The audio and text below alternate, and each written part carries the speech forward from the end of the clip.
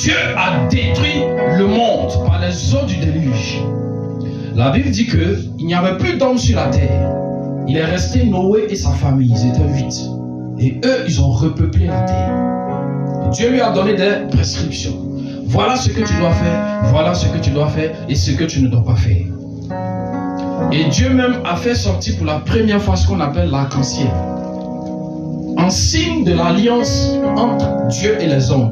Et parmi les prescriptions, Dieu a dit quelque chose d'important à Noé que nous allons voir ce soir. Il dit, vous pouvez manger de tout ce qui sort de la terre, mangez même les animaux, mais ne touchez pas à leur sang. Parce que la vie de toute âme se trouve dans le sang. Ne consommez pas le sang. Tuez l'animal, répandez le sang et puis mangez-le. Parce que la vie se trouve dans le sang. Gloire à Jésus. Donc quand Dieu voit le sang, il voit la vie. Retenez ça. Quand Dieu voit le sang, il voit la vie. Amen. Quand on regarde même dans l'organisme de l'homme, qu'est-ce qui l'aide à tenir? C'est son sang, n'est-ce pas? Son sang. Une fois qu'on voit ton sang, on peut être différent de couleur de peau. On peut venir de différents pays. Mais quand on te blesse, c'est qui sort à certaines couleurs? C'est le même sang qui coule dans tous les êtres. On est déjà un. Et la vie, l'existence d'une personne se trouve dans son sang.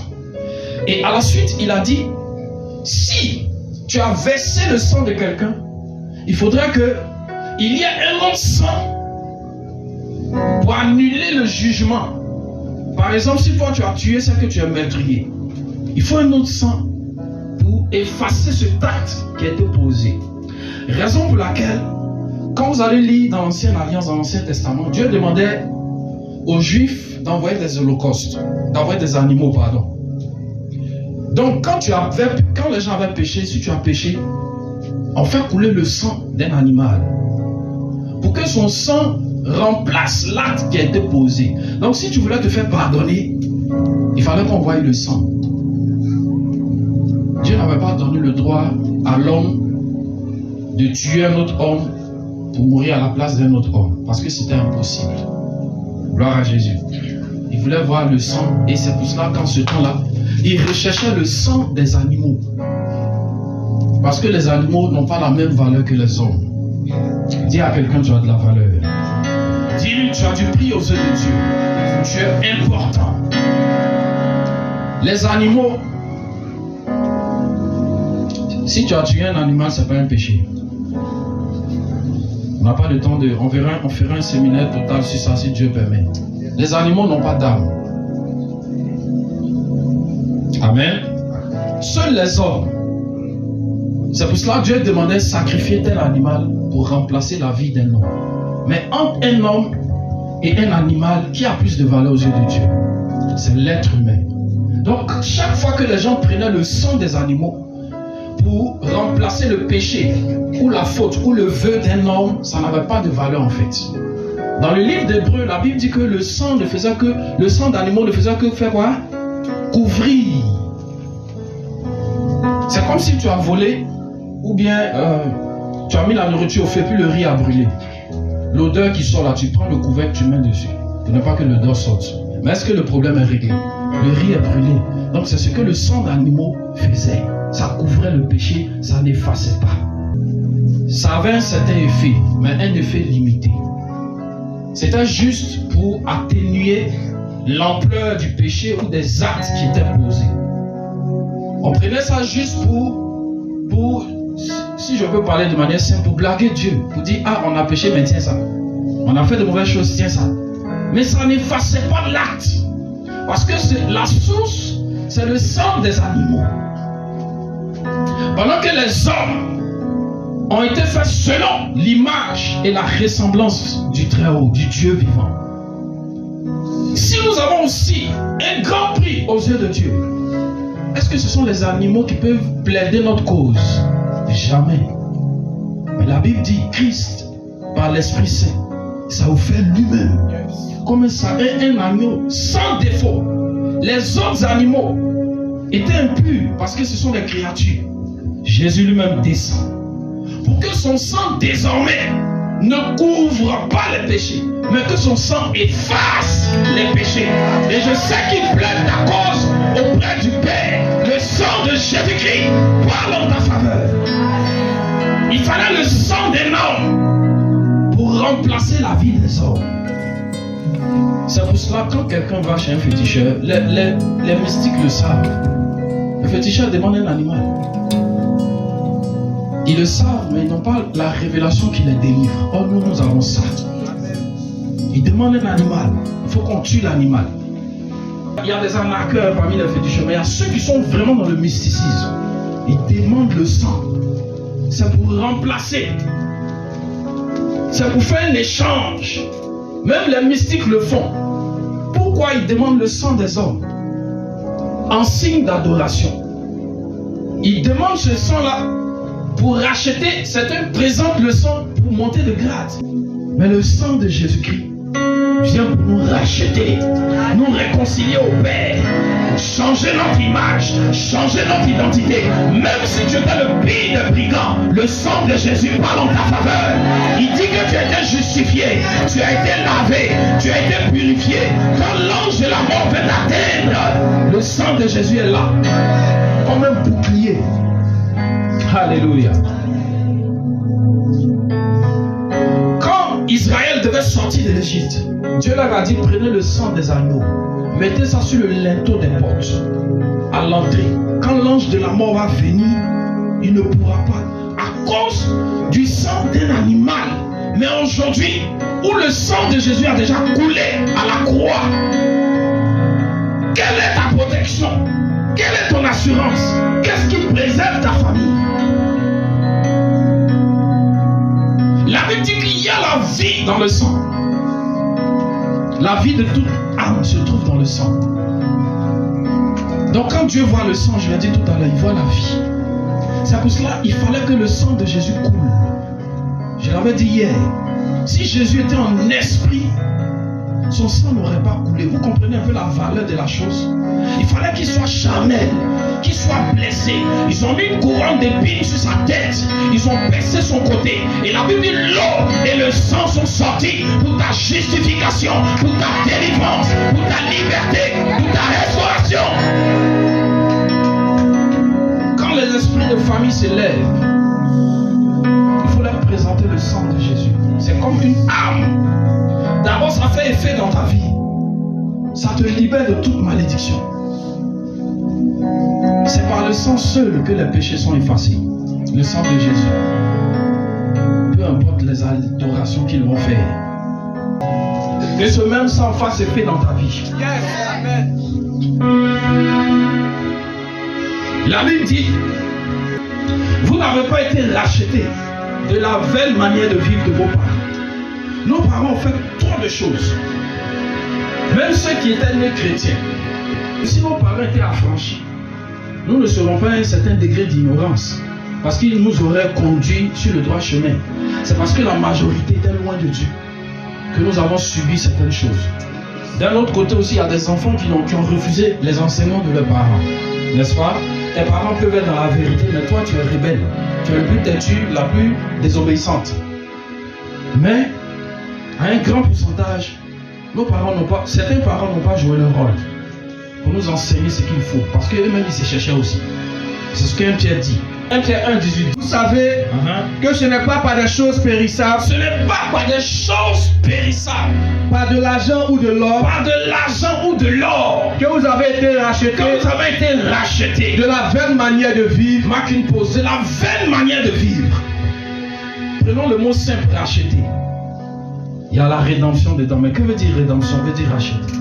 Simplement, tu appartenais à quelqu'un. La personne t'a vendu. Tu n'appartiens plus à cette personne. C'est ça? On t'a vendu. Mais il y a une autre personne qui vient pour te racheter. Pour t'arracher dans les mains de la personne, de la main de laquelle on t'a vendu. Il y a quelqu'un qui vient pour te... Par Adam et Ève, par leur désobéissance, nous avons été vendus au diable, à son royaume. Mais Christ, le vrai homme, le second Adam, est venu pour nous racheter. Et la Bible dit que nous n'avons pas été sauvés périssable, ce n'est pas parce que nos parents ont fait assez d'offrandes, ni de l'or, ni de l'argent. Rien. Mais par quoi? Mais par le sang précieux de Christ. Mais par le sang précieux de Christ. Comme d'un agneau sans défaut et sans tache. Sans défaut, sans tache. Parce que celui qui devait enlever tes péchés devait être lui-même sans péché. Si de l'eau est versée, que tu veux essuyer l'eau, que tu prends un chiffon qui est déjà mouillé, quand tu vas essuyer, il aura encore des traces. Mais quand tu prends un chiffon sec, l'eau est effacée normalement. Donc celui qui n'a pas de péché, quand il rentre en contact avec quelqu'un qui avait des péchés, qui était meurtrier, criminel, voleur, adultère, prostitué, désormais Dieu te voit comme une nouvelle créature. 2 Corinthiens 5, 17. Si quelqu'un est en Christ, quelqu'un ne m'entend pas bien, il est une nouvelle créature. Les choses anciennes sont passées, toutes choses deviennent nouvelles. C'est comme ça que Dieu nous voit. Parce qu'un agneau sans défaut, un secret pour vaincre les œuvres des ténèbres, pour vaincre les sorciers, présente le sang de Jésus. Parce que quand tu présentes ce sang-là, il y a tout dedans. C'est un kit. Il y a la protection, il y a le pardon de tes péchés, il y a la délivrance, il y a la vie. Il capture, il fuit. Un agneau sans défaut, est-ce que c'est quand Adam et Ève ont péché que Dieu a envoyé Jésus? Ou que Jésus est venu? Lis là-dessus s'il te plaît. Prédestiné avant la fondation du monde. Prédestiné avant la fondation du monde. Il fut manifesté à la fin des temps. Mais il a été manifesté à la fin des temps. Marque une pause. Dieu a programmé que si jamais il y a un péché un jour, l'agneau descende. Il a été programmé qu'il vienne avant la fondation du monde. C'est-à-dire avant qu'Adam même ne soit créé pour dire que le diable viendrait l'induire en erreur. Dieu dans son plan a programmé nous justifier. Simplement qu'il a été manifesté à la fin des temps. Quelque chose peut exister, mais tant que ce n'est pas manifesté, on n'a pas en possession de cette chose. Je sais que ta richesse et ta grâce, la faveur de Dieu dans ta vie existe déjà. Et je prophétise la manifestation de la puissance de Dieu dans ta vie, de ton héritage, de ta grâce, de ta faveur, de ta délivrance, de ta restauration. Quand Jésus criait à la croix, tout est accompli. C'est de ça qu'il s'agissait. Il a déjà programmé tout. Et il est venu accomplir à la croix. C'est pour cela, nous les chrétiens, notre foi a pour base l'œuvre de la croix. Lisons Apocalypse 12, versets 11 à 12.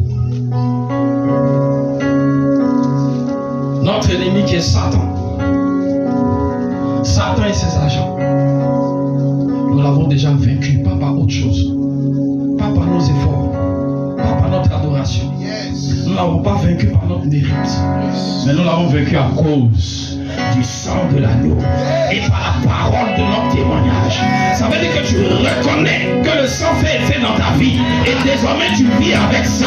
Chaque jour tu témoignes que par le sang tu avances, que par le sang tu marches, que par le sang tu triomphes, que par le sang tu as la victoire, que par le sang tu es indestructible, que par le sang tu es intouchable. Il faut le témoigner, il faut le confesser. Proclame ce sang. Ne réfléchis pas trop. N'entre pas dans les détails. Parle du sang de Jésus. Fais référence à sa vie. Le verset dit quoi? Ils ont vaincu à cause du sang de l'agneau et à cause de la parole de leur témoignage. Ils n'ont pas aimé la vie jusqu'à régner la mort. Ça dit au prix de ta vie. Quelqu'un qui a donné son sang pour toi, tu sois prêt ou prête à vivre pour lui, à témoigner de sa gloire. Tu peux avoir ce miracle, mais tant que tu ne le témoignes pas, on ne sait pas. Le sang de Jésus en toi. C'est pour cela aussi Dieu dit que nous sommes des frères et sœurs. Comme je l'ai dit tout à l'heure, le même sang rouge qui coule en nous, tous les chrétiens qui deviennent enfants de Dieu, ce même sang est en eux. C'est pour cela que nous sommes frères et sœurs en Christ. Et si ce sang coule en toi, il faut le proclamer. Pourquoi d'autres chrétiens triomphent? Certains chrétiens triomphent des œuvres des ténèbres et d'autres pas. Parce que ceux qui ne témoignent pas, ne confessent pas, ne vivent pas la manifestation de la puissance de ce sang, ne vivent pas la manifestation de la vie de Christ. Parce que dans son sang, il y a sa vie. David a dit: Éternel, combat ceux qui me combattent. Quand l'ennemi se lève contre toi et que tu présentes le sang de Jésus, il ne voit pas les grumeaux de sang qui coulent là rouge, mais il voit la vie de Jésus. C'est-à-dire, chaque fois que tu proclames le sang de Jésus, Jésus même apparaît, il se présente devant l'ennemi et l'ennemi fuit. Je vois tes ennemis fuir, je vois la mort te fuir, je vois la malédiction te fuir, je vois les problèmes te fuir à cause du sang de Jésus, à cause du sang de Jésus. La maladie fléchit genoux en face du sang de Jésus. C'est pour cela que Dieu a dit à Noé: ne touchez pas à cette chose-là, à cette substance-là. Mangez tout, mais ne touchez pas ça. Ça là, c'est pas fait pour manger. C'est fait pour vivre. Et ça proclame la vie. Tu n'as pas besoin de consommer. Gloire à Jésus. Je dis gloire à Jésus. Amen. Retournons dans Genèse, chapitre 9. Tu peux t'asseoir, merci. Genèse 9. Nous allons lire le verset, à partir du verset 6. Si quelqu'un verse le sang de l'homme, par l'homme son sang sera versé. Car Dieu a fait l'homme à son image.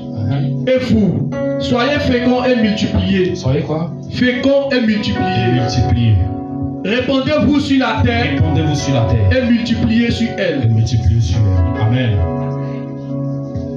Il y a deux types de bénédictions. Merci. Dieu a dit cela la première fois quand il créait les hommes. Genèse 1, 26, 28. Voilà. Et ces premiers hommes-là ont été tués par les eaux du déluge. Parce qu'en ce temps, il n'y avait pas une histoire de ça c'est mon terrain, ça c'est ton terrain. Tout le monde avait le droit de remplir la terre, d'habiter là où il voulait. Alléluia. Donc les hommes se sont multipliés. Après leur péché, leur désobéissance, Dieu a envoyé les eaux du déluge. Et il a demandé encore à Noé, dans ce passage, repeupler encore la terre. Gloire à Jésus. Multipliez. Assujettissez-la. Dominez là où vous êtes. C'est-à-dire que quand le sang fait son passage, après le passage du sang, c'est la multiplication. C'est la prospérité. Ce sont les largesses. Gloire à Dieu. Tu comprends pourquoi il y a des blocages dans ta vie? Parce que tu penses que c'est le fruit de tes efforts qui va te faire réussir. Il faut que je me saigne, il faut que je me sacrifie, il faut que je lutte, il faut que je me batte. C'est vrai. Mais il y a quelqu'un qui a déjà payé le prix. Si tu réclames ce sang, tu vas prendre des raccourcis selon Dieu. Et tu seras dans le temps de Dieu. Il y avait un homme au bord de la piscine de Bethesda, Jean chapitre 5, malade depuis 38 ans. La Bible dit que quand Jésus le croise, parce qu'en ce temps, il y avait une piscine où tout le monde venait tomber dans l'eau pour être guéri. Il y avait un ange qui venait guérir des gens. Cet homme n'avait pas la grâce de tomber dans le temple, dans l'eau, pardon. Le jour où Jésus l'a rencontré, Jésus lui dit: qu'est-ce que tu fais là, mon ami? Touche quelqu'un, demande: tu fais quoi là? Tu devais être en train de voyager depuis. Tu devais être en train de prospérer. Ma soeur, tu fais quoi là? Moi, je vois ton mariage, mais tu viens pleurer. Je te vois avec des jumeaux, mais tu pleures. Tu fais quoi là? Et vous savez ce que le malade a dit à Jésus? Je n'ai personne pour me jeter dans l'eau. Dans sa conscience, dans son disque dur, les informaticiens savent de quoi je parle. Dans sa mémoire là, c'est qu'il faut que quelqu'un le jette dans l'eau. Il ne pensait pas que lui-même il pouvait tomber dans l'eau pour être guéri. Ça c'est un. De deux, il n'a jamais imaginé pouvoir être guéri sans mettre le bout de son pied dans l'eau.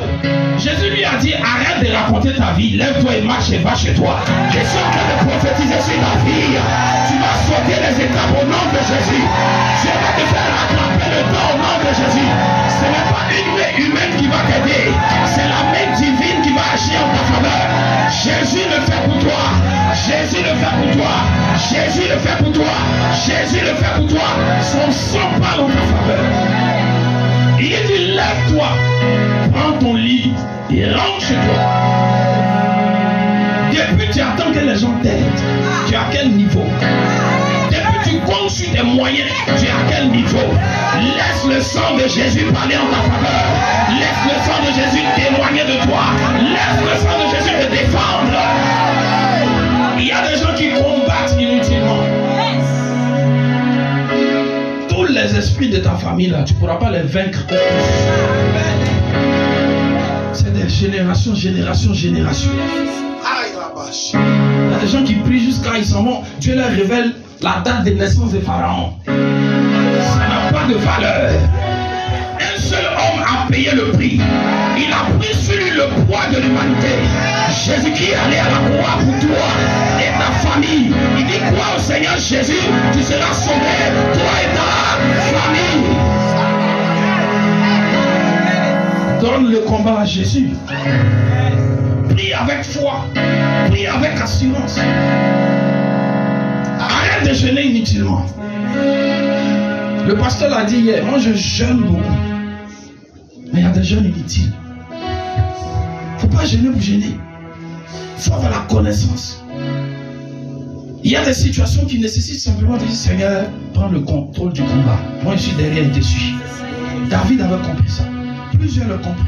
Quand il a dit au peuple de tourner autour de la muraille de Jéricho, qu'est-ce qu'il leur a dit? Mettez les sacrificateurs devant et le peuple derrière. Quand ils passent avec la présence de Dieu. Laisse le Saint-Esprit contrôler ta vie. Amen. Laisse le Saint-Esprit guider ta vie. Il y a des démons qui sont déjà partis de ta vie. Mais comme tu leur accordes de l'importance, tu ressens les mêmes effets, les mêmes choses. Tu vas témoigner avec moi que tu es guéri au nom de Jésus.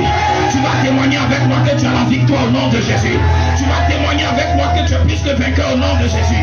Nous allons compter à toi et tu vas crier victoire. J'ai dit 1, 2 et 3.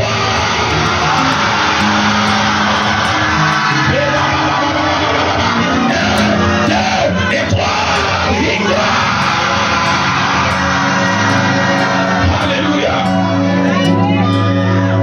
Tu peux te rasseoir, nous allons terminer. Que Jésus te bénisse. Ne rendons pas nul l'œuvre de la croix. C'est sa vie. C'est sa vie que Jésus a donnée. Il n'a pas juste fait couler son sang. La vie est dans son sang. Ils l'ont percé. Il n'y a pas autre chose qui est sortie de lui. La preuve que c'est lui la source de la vie. L'eau et le sang sont sortis. Le sang, c'est le symbole de la vie. Et l'eau, dans ce texte, c'est le symbole de la parole. Gloire à Jésus. Dans 1 Jean 5, la Bible dit, il y a toi qui rends témoignage. L'eau et le sang. Et quoi encore? C'est la Bible. Donc le Saint-Esprit vient témoigner de Jésus, qui est la source de la vie, la parole, la puissance et la gloire. Devant le sang de Jésus, tout genou fléchit. C'est un secret, c'est une révélation. Ne multiplie pas de vaines paroles. Proclame le sang de Jésus. Fais une heure en priant, en plongeant ta vie, ton âme dans le sang de Jésus. Tout ce qu'on appelle réclamation, c'est vrai, ça existe. Mais quand tu es plongé dans le sang de Jésus, plus jamais quelqu'un ne peut appeler ton nom quelque part. Plus jamais quelqu'un ne peut retenir tes entrailles quelque part. Le sang de Jésus parle en ta faveur. Proclame ce sang. Ce n'est pas en vain que Jésus est allé à la croix. Il faut faire référence à ça. Tu vas faire des heures en priant sans t'en rendre compte.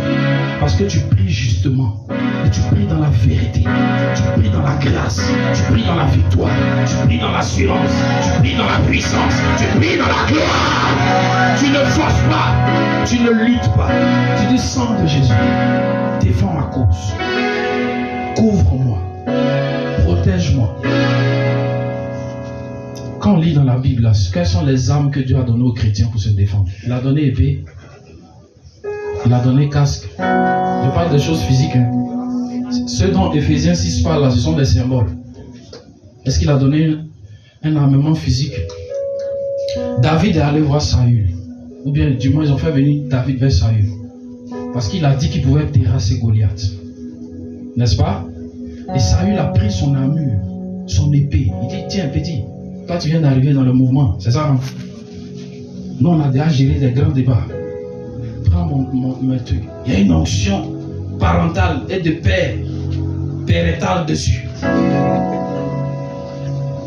Parce qu'il y a des gens qui veulent forcément que tu portes leur manteau.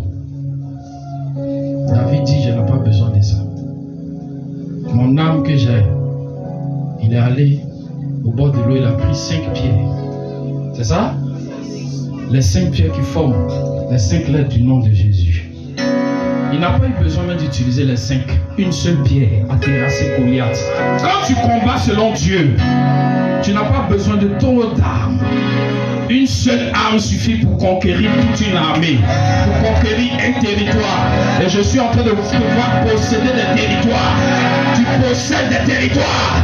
Lève-toi et marche avec assurance. Possède des territoires, possède des régions, possède des maisons, possède ta voiture, possède des bénédictions, possède ton héritage. Au nom de Jésus, au nom de Jésus, prie et proclame-le. Par le sang de Jésus, je possède mes biens. Par le sang de Jésus, je possède ma bénédiction. Par le sang de Jésus, je possède ma guérison. Par le sang de Jésus, je possède mon travail. Par le sang de Jésus, je possède mon héritage.